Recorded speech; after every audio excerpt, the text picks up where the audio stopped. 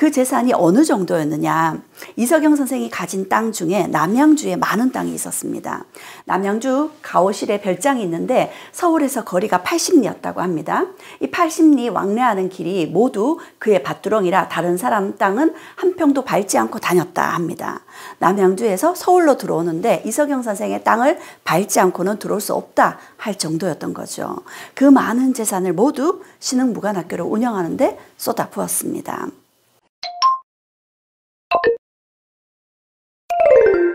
안녕하세요. 강혜영의 친절한 역사 이야기 106번째입니다.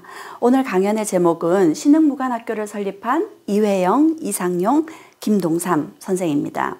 오늘 주인공이 이 세 분이기도 하지만 오늘의 주인공으로 또 다른 세 분이 있습니다. 여기에 있는 세 분의 여성입니다. 첫 번째, 서간도 시종기를 지은 이은숙은 이회영 선생의 부인입니다. 그리고 두 번째, 아직도 내 귀엔 서간도 바람소리가, 이 책을 쓰신 분은 이상용 선생의 손자 며느리인 허은 지사입니다. 그리고 세 번째, 만주생활 77년이라는 수기를 쓰신 김동삼 선생의 며느리 이혜동, 이 세 분들을 통해서 앞에 말씀드렸던 이회영, 이상용, 이동삼 선생에 대해서 이야기를 해볼까 합니다. 첫 번째는 이회영 선생과 그의 부인 이은숙 지사입니다. 이은숙 지사는 서간도 시종기에서 이렇게 이야기를 하고 있습니다. 100년 전 나는 한 남자의 아내가 되었습니다. 시댁은 당대 최고의 명문가였습니다. 시아버지는 이조 판서를 지냈고 종숙 어른은 영의정이었습니다. 대단한 집안에 시집을 간 거였죠. 이 이은숙 여사가 시집을 갔던 시기가 19살 때였습니다. 그런데 남편이었던 이회영 선생은 41살이었습니다. 상처하고 재혼을 한 거였죠. 그런데 나이 어린 신부를 맞아들이면서 그 당시 처음으로 서양식 결혼을 했다고 합니다. 어떻게 보면 명문가 집안이셨는데도 불구하고 굉장히 열린 사고를 가지셨던 분이 아닐까 그렇게 추측이 됩니다. 그런데 얼마 후 국권이 피탈되었습니다. 그리고 이회영 선생님은 형제분들을 이렇게 설득했습니다. 사람들은 우리를 공신의 후예라고 합니다. 궤변으로 한반도 산하가 외적의 것이 되고 말았습니다. 명문 호족으로서 대의가 있는 곳에서 죽지 않고 구차히 생명을 도모한다면 어찌 짐승과 다르겠습니까? 외적과 혈투하시던 조상의 후손된 돌이라고 생각하니 여러 형님과 아우님들은 저를 따라주시길 바랍니다. 하고 형제분들을 설득합니다. 그리고 재산을 모두 처분해서 만주로 망명을 떠나기로 하죠. 이들의 재산 대부분이 땅이었습니다. 조선 후기 최고의 명문가였으니까요. 특히 이 집안의 명동 땅이 거의 이 집안 땅이었습니다. 이 명동 일대의 땅들을 헐값에 처분해야 됐습니다. 왜냐하면 급히 처분해야 되니까요. 그리고 일본의 눈을 피해서 처분하기가 쉽지 않았습니다. 그렇게 명동 땅 일대를 처분한 금액이 현 시가로 최소 600억입니다. 이 시가는 그 당시 물가를 기준으로 환산한 것입니다. 그 당시에 물가는 쌀값이 기준이겠죠. 지금은 땅값이 물가보다 훨씬 더 비쌉니다. 그래서 지금 이 명동 일대의 땅을 공시지가로만 환산해도 5천억이라고 합니다. 그러니 제값을 받고 판다면 조 단위에 이르는 땅값이라고 봐도 될 것 같습니다. 그렇게 재산을 모두 처분한 돈을 가지고 이들은 만주로 떠납니다. 좀 더 구체적으로는 서간도 땅으로 떠났습니다. 그 시기가 1910년 12월이었습니다. 만주에 매서운 바람이 얼마나 추웠을까요? 지독한 추위를 무릅쓰고 돌전의 유화를 안고 종일 좁은 차 속에서 고생하던 이를 어찌 다 적겠느냐. 종일 100여리를 가도 큰 여관을 못 만나면 100여 필이 넘는 말을 그대로 세워둘 수 없으니 밤을 새어가며 가는 때도 있었다고 합니다. 그렇게 고생길을 몇 달을 거쳐서 서간도에 도착을 했습니다. 그리고 이들은 이 서간도에 땅을 매입을 하고 그곳에서 농사를 짓습니다. 경학사라는 자치단체를 만들었어요. 농사를 짓고 학생들을 가르쳤죠. 그런데 정작 중요한 건 독립군을 키우기 위한 군사학교를 설치하는 것이었습니다. 그런데 이곳이 만주입니다. 중국인들이 살고 있는 땅이죠. 그리고 일본의 감시를 피해야 됐기 때문에 대놓고 독립군 학교를 세울 수는 없었습니다. 그래서 처음에는 신흥강습소라고 이름을 붙였죠. 하지만 그 실체는 신흥무관학교였습니다. 그렇게 1911년에 신흥무관학교를 개교해서 1920년까지 10년 동안 무려 3,500여 명의 독립군들을 키워냈죠. 그리고 그 독립군들이 이후 봉오동 청산리 전투부터 시작해서 1940년대 한국 광복군에 이르기까지 임시정부가 수립되고 나서도 약 27년 동안 끊임없이 독립운동을 할 수 있는 밑거름이 되어 주었던 거죠. 신흥무관학교에 대한 사진이나 기록이 많지 않습니다. 그런데 그중 신흥무관학교에 가장 어린 입학생이 있었습니다. 여기에 있는 김산이라는 사람이었어요. 원래 신흥무관학교는 18세 이상이 입학 조건이었습니다. 그런데 15살밖에 되지 않은 김산이라는 이 인물이 조르고 졸라서 신흥무관학교에 입학한 가장 어린 학생이었죠. 학교는 산속에 있었으며 18개 교실로 나뉘어져 있었는데 눈에 잘 띄지 않게 산허리를 따라 나란히 줄지어 있었다. 18살에서 30살까지 학생들이 100명 가까이 입학하였다. 이 학교에 들어온 학생들 중에서 내가 제일 어리다고 하였다. 이 신흥무관학교에 입학하는 학생들은 학비와 숙식비 모두 면제였습니다. 그 모든 돈은 이회영 선생님의 집안, 재산을 모두 처분한 돈으로 신흥무관학교를 운영했던 거죠. 하지만 모든 것이 무료로 운영이 되다 보니까 그 재산은 금방 동이 나버렸습니다. 이회영 선생님을 따라 만주로 건너간 가족분들, 그들의 삶은 어떠했을까요? 이회영 선생님의 부인의 수기, 서간도 시종기에는 이렇게 적고 있습니다. 대의를 쫓는 남정네를 따라가니 여자들 간난과 고초는 이루 말할 수 없었다. 이회영이 서울로 간 사이 이은숙은 마적대에게 총을 맞고 6개월 된 아들 규창은 얼굴을 화롯불에 크게 데였다. 그 몸으로 이은숙은 큰딸 규숙과 젖먹이를 안고 업고서 신흥학교 학생들 밥을 지었다. 이회영 선생님의 형제분들의 재산은 모두 신흥무관학교를 운영하는 데 쏟아부었습니다. 그런데 놀랍게도 이 6 형제분들 중에 가장 많은 재산을 내어놓으신 분은 첫째가 아니라 둘째 이석영 선생이었습니다. 어떻게 그럴 수 있었을까요? 조선 후기는 가장 많은 재산을 상속받는 이가 형제들 중에 맞입니다. 그런데 이 집안은 형제분들이 많다 보니 둘째이셨던 이석영 선생이 친아버지 이유승이 아니라 집안의 이우원이라는 분께 양자로 가게 된 거죠. 아버지였던 이유승은 이족 판서였는데요. 양자로 갔던 이우원 집안은 영의정 집안이었습니다. 그러니 재산이 훨씬 더 많았던 거죠. 그 재산이 어느 정도였느냐. 이석영 선생이 가진 땅 중에 남양주에 많은 땅이 있었습니다. 남양주 가오실에 별장이 있는데 서울에서 거리가 80리였다고 합니다. 이 80리 왕래하는 길이 모두 그의 밭두렁이라 다른 사람 땅은 한 평도 밟지 않고 다녔다 합니다. 남양주에서 서울로 들어오는데 이석영 선생의 땅을 밟지 않고는 들어올 수 없다 할 정도였던 거죠. 그 많은 재산을 모두 신흥무관학교를 운영하는데 쏟아부었습니다. 그런데 여기에 있는 이건영 선생은 훗날 다시 국내로 들어옵니다. 왜냐하면 선친들과 조상들의 무덤을 돌봐야 됐기 때문이죠. 그리고 국내에서 독립운동을 후원하시다가 1940년에 병사하십니다. 그런데 여기 둘째이셨던 가장 많은 재산을 내어놓으셨던 이석영 선생은 안타깝게 상해의 빈민가에서 아사하셨습니다. 그리고 셋째이셨던 이철영 선생님은 신흥무관학교의 교장 선생님직을 맡으셨습니다. 그리고 1925년에 돌아가시죠. 그리고 넷째이셨던 이회영 선생님, 조금 이따가 자세히 이야기를 드릴 거고요. 막내이셨던 이호정 선생님은 일가족이 행방불명되었습니다. 그리고 여기 6 형제분들 중에 5째이셨던 이시영 선생님만 살아서 광복을 맞았습니다. 그리고 이분은 우리나라 초대 부통령을 지내셨습니다.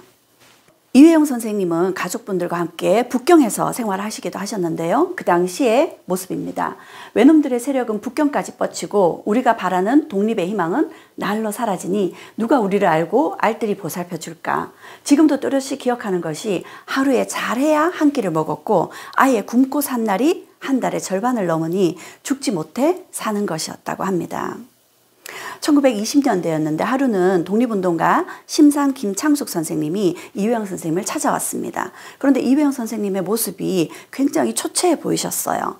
그래서 바깥에 공원에 산책이라도 나가자 하고 이야기를 하셨는데 이회영 선생님이 거절하셨습니다. 왜 그럴까 했더니 이회영 선생님 아들 말에 따르면 벌써 이틀째 식사를 하지 못하셨다고 합니다. 뿐만 아니라 끼니가 떨어지다 보니 입던 옷마저도 전당포에 맡겨둔 상태였던 거죠. 그래서 바깥으로 바람 쐬러 가자는 제안을 거절하셨던 겁니다. 사정이 이러하니 그 당시 부인이셨던 이은숙 지사가 국내로 가서 어떻게든 독립자금을 모아오겠다고 합니다. 나날을 굶으며 지내는데 생불이 아니고서야 어찌 부지하리요. 생각도 못해 고국에 다시 돌아가서 생활비라도 마련해 볼까 하고 떠나서 왔다고 합니다.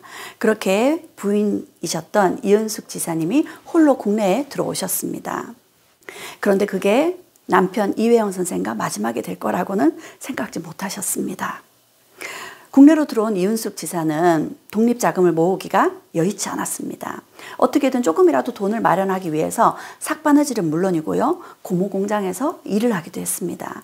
그렇게 마련한 돈들을 붙였습니다. 귀한 집 부인들이 이 같은 고생은 듣지도 못했을 것이거늘 매일 빨래하고 옷을 지어도 한 달 수입이란 겨우 20원가량 되니 이렇게 해서라도 보내드리는 것만이 나로서는 다행일 뿐이다 하시면서 정말 몸이 으스러지도록 일을 해서 그 작은 돈이지만 이회영 선생님에게로 붙였던 거죠. 그러던 중 1920년대 중반 나석주 의사가 동양척식 주식회사의 폭탄 의거를 성공을 시키게 됩니다. 그러다 보니까 북경 지역에 있는 독립운동가들의 일본의 감시가 심해졌던 거죠. 그리고 상해 지역에서의 독립운동의 활기가 더 뛰게 되면서 이회영 선생님도 상해로 건너가게 됩니다. 그런데 상해로 갈 여비가 없었습니다. 걸어서 상해까지 가십니다. 그리고 상해 지역에서 아나키스트 조직, 무정부주의자들을 모아서 단체를 조직합니다. 그리고 곧 흑색 공포단이라는 결사단체를 만들었어요. 흑색 공포단, 마치 영화의 이름처럼 일본을 공포에 몰아넣었다고 합니다. 이 흑색 공포단의 일원으로 유명한 사람이 백정기 의사입니다. 이 백정기 의사라는 이름도 여러분들이 처음 들었을지 모르겠는데 윤봉길, 이봉창 의사의 이름은 다들 들어 알고 계시죠? 윤봉길, 이봉창 의사와 나란히 삼의사 묘역에 지금의 효창공원에 잠들어 계신 분이 여기 있는 백정기 의사입니다. 이 백정기 의사는 상해의 일본 대사를 암살하려다 붙잡히게 되죠. 그리고 일본에 의해서 사형 집행이 이루어지게 되었는데 이렇게 이야기를 하셨습니다. 조국의 자주 독립이 오거든 나의 유고를 동지들의 손으로 가져다가 해방된 조국 땅 어디라도 좋으니 묻어주고 무궁화 한 송이를 무덤 위에 놓아주길 바란다. 나라를 위해서 목숨을 바쳐도 자신이 바라는 건 이것밖에 없으셨다는 거죠. 이회영 선생님은 곧 다시 만주로 건너가서 독립군을 이끌겠다는 생각을 하셨습니다. 그래서 그런 생각을 부인에게 이렇게 편지로 쓰셨어요. 그런데 이 편지글이 한글이죠, 그렇죠? 이회영 선생님은 이름난 명문가 집안의 유학자 출신입니다.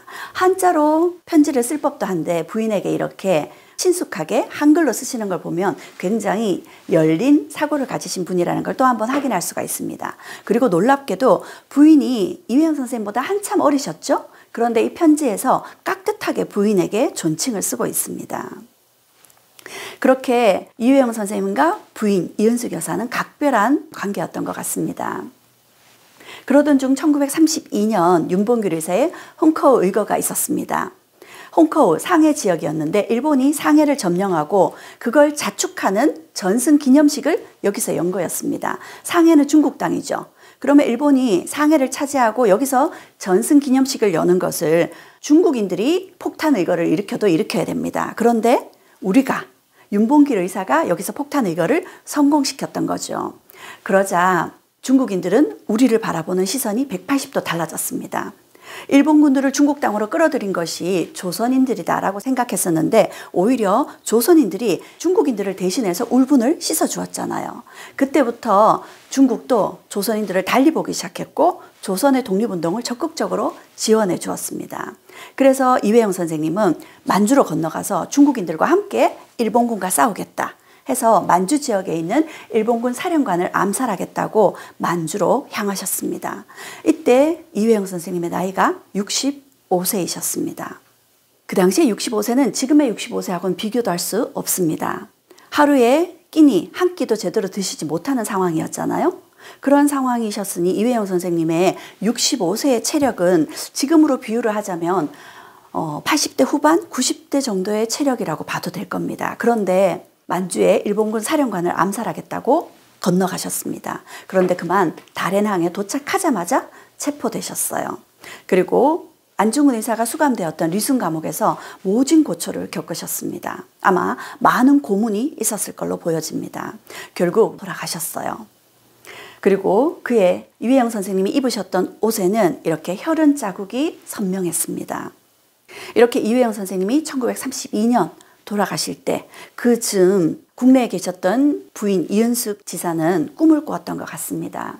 남편이 오색 비단 옷을 입으시고 문에 들어오는데 청아한 풍채가 신선 같은지라 처가 반겨 일어나서 영접하고 제가 당신을 따라가겠다 하니 남편께서 아직은 나 있는 곳에 못 온다 하시고는 막연히 가시는지라 놀라 깨니 꿈이었더랍니다. 그렇게 이은숙 지사는 남편과 이별하셨습니다. 남편과 헤어진 것이 1925년, 그때가 임신 6개월인 상태였습니다. 그렇게 남편과 헤어지고 1932년에 남편이 돌아가셨다는 소식을 들었던 거죠. 슬프다. 우리 부부 죽어 헤어질 줄 알았다면 생사간 같이 있지 이 길을 왜 택했으리요. 남편을 뒷바라지를 하겠다고 국내에 들어왔던 것을 이렇게 후회를 하셨습니다. 이회영 선생님은 늘 이렇게 이야기하셨습니다. 목적을 달성하지 못했다 할지라도 목적을 달성하기 위해 노력하다가 그 자리에서 죽는다면 이 또한 행복인 것이다.